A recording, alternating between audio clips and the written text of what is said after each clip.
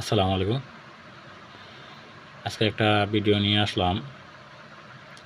মানে ইদানিং যে পরিস্থিতি দেখা যাচ্ছে, আগামীতে যদি বিএনপি ক্ষমতায় আসে, তাহলে দেখবেন যে ইন্ডিয়া আবার বাংলাদেশে আধিপত্য বিস্তার শুরু করছে। তবে আমি আমার ব্যক্তিগতভাবে যতটুকু মনে করি যে নৌকা আর ধানের শীষ দুই সাপের এক বিষ। ঠিক আছে, দুয়োটারই মনে করেন যে বয়কট করতে হবে।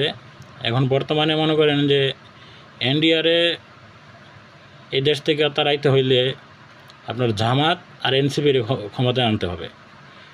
ঠিক আছে, জামাত আর এনসিপি যদি মনে করেন যে ক্ষমতায় আসে, তাইলে মনে করেন যে ইন্ডিয়া এমনি পলাইব।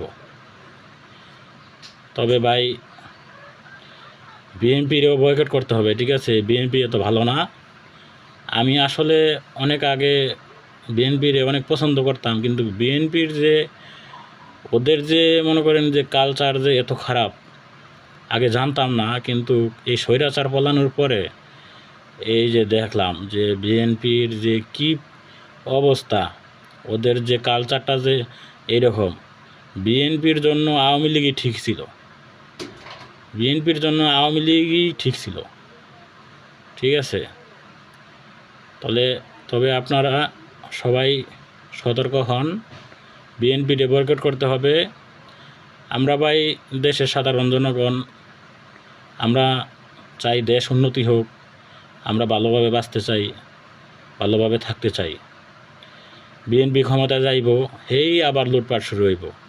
বড় বড় নেতারা মনে করেন যে লুটপাট কইরা বিদেশে বাড়ি গাড়ি করব, আর আমরা আপনারা যারা গরিব আছি, ঠিক আছে, মধ্যবিত্ত লোক আছে, সবাই মনে করেন এই দেশে থেকেই আবার এই আগের মতোই আমরা মনে করেন যে ভোগ করতে হবে।